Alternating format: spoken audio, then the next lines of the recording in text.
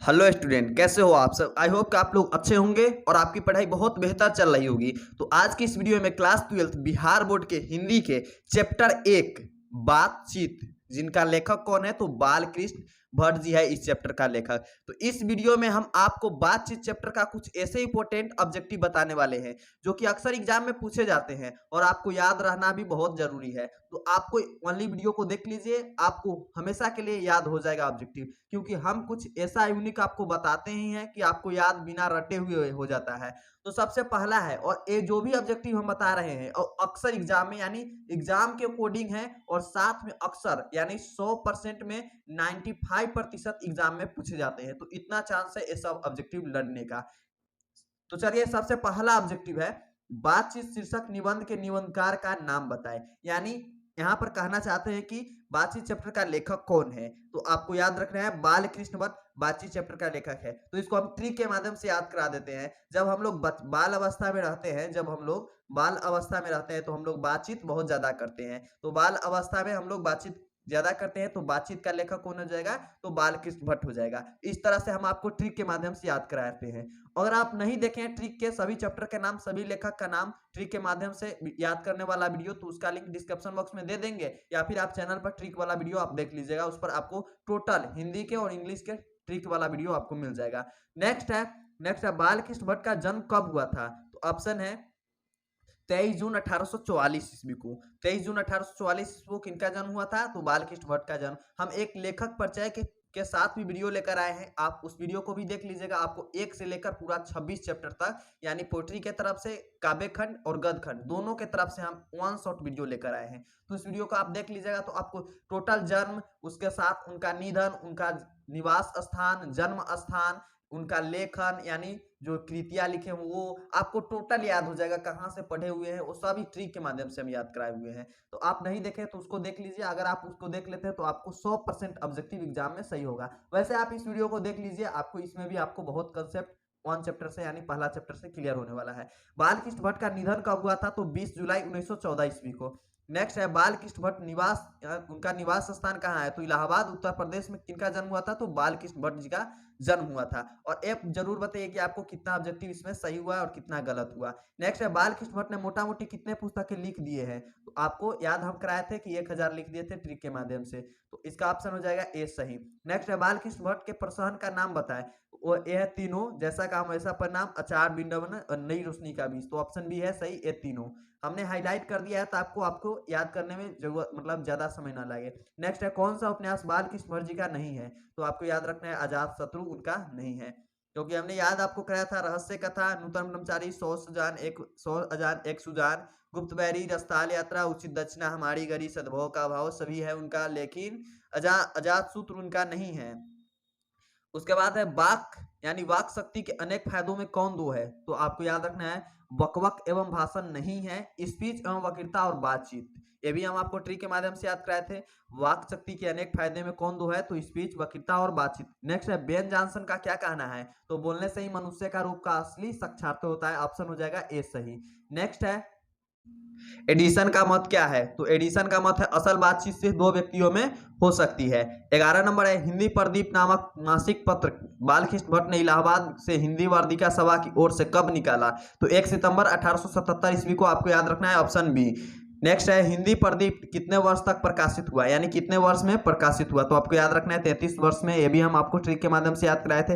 लगभग आपको सारा हम याद करा दिए हैं, आपको ऑब्जेक्टिव देखने की आवश्यकता ही नहीं है जब उसको उस वीडियो को देख लीजिएगा। तो कौन सा नाटक बालकृष्ण भट्ट नहीं लिखा है तो आपको याद रखना है कौन सा नाटक तो आषाढ़ का एक दिन नहीं लिखे, मेघबध, इलंगडरी, अवश्री, भारत जननी, भारतवर्ष और कली सभी लिखे हुए हैं, लेकिन आषाढ़ का एक दिन नहीं लिखे हुए हैं। नेक्स्ट है बालकृष्ण भट्ट किस युग के साहित्यकार थे तो आपको याद रखना है भारतेंदु युग के। हमने ये भी आपको वीडियो डाला होगा, इस चैनल पर डाले हैं, और कि कौन सा लेखक का जन्म किस युग में हुआ था ट्रिक के माध्यम से कैसे याद करें। आप उस वीडियो को देख लीजिएगा, बड़ी शब्दों में लिख दिए हुए हैं लेखक ट्रिक यानी लेखक का जिमनी ट्रिक के माध्यम से याद करें। द्विवेदी युग, छायावादी युग, प्रगतिवादी युग और भारतेंदु युग और नई कविता, ये सभी को हम ट्रिक के माध्यम से याद कराए हुए हैं। चमनिस्तान का क्या अर्थ है तो चमनिस्तान का अर्थ है हरे भरे बागों का इलाका। नेक्स्ट बालकृष्ण भट्ट क्या नहीं थे तो महाकाव्यकार नहीं थे, क्योंकि वो पत्रकार थे, निबंधकार थे, आलोचनाकार, तीनों थे, बट महाकाव्यकार नहीं थे। किसने लिखा? गद्य लिखना भाषा को सार्वजनिक करते जाना है, रघुवीर सहायक ने लिखा है, आपको याद रखना है। बालकृष्ण भट्ट के समय में कौन साहित्य यानी साथी साहित्यकार थे? तो आपको याद रखना है कि उपयुक्त सभी यानी कि भारतेंदु हरिश्चंद्र, राधा चरण गोस्वामी, प्रताप नारायण मिश्र और मेघ प्रेमघन भी थे। भारतेंदु यानी बालकृष्ण भट्ट के समय कौन से साथी साहित्यकार थे? तो इनमें सभी थे, आपको याद रखना है। नेक्स्ट है आचार्य रामचंद्र शुक्ल ने बालकृष्ण भट्ट की तुलना किस अंग्रेजी साहित्य के लेखकों से की है? तो आपको याद रखना है एडिसन और स्टील से। बालकृष्ण भट्ट किस काल के रचनाकार थे? तो आपको याद रखना है आधुनिक काल के रचनाकार थे। नेक्स्ट है बालकृष्ण भट्ट की रचना यानी बातचीत क्या है? तो आपको याद रखना है यात्रा स्मरण है।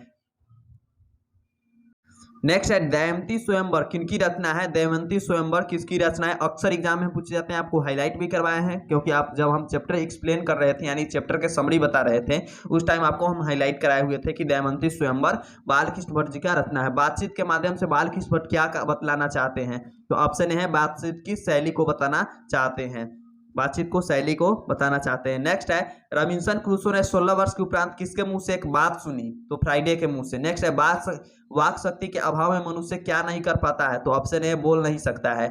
नेक्स्ट है बातचीत शीर्षक निबंध के निबंधकार जो कुछ मवादा या धुआं जमा रहता है वह क्या बनकर बाहर निकलता है? तो बातचीत के जरिए बाहर निकलता है।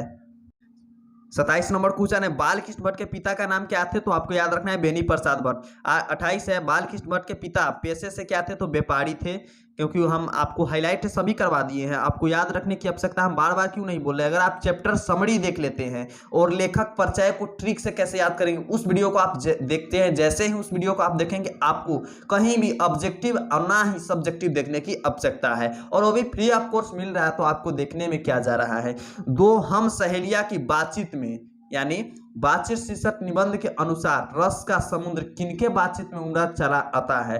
तो आपको याद रखना है दो हम सहेलियों के बातचीत में।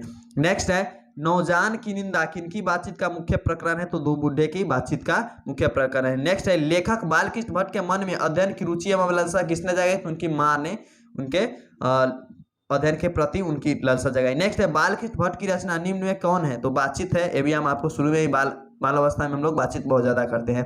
तो इस वीडियो को ज्यादा से ज्यादा अपने दोस्तों के साथ शेयर कर दीजिए, जितने भी आपको ग्रुप है उस सभी में शेयर कर दीजिए, वीडियो को लाइक कर लीजिए और सब्सक्राइब कर लीजिए चैनल को। आपको इस चैनल पर free of course study provide किया जाता है, और साथ में अगर चाहते हैं कि सभी का पीडीएफ आपको मिले तो टेलीग्राम चैनल ज्वाइन कर लीजिए, डिस्क्रिप्शन बॉक्स में है।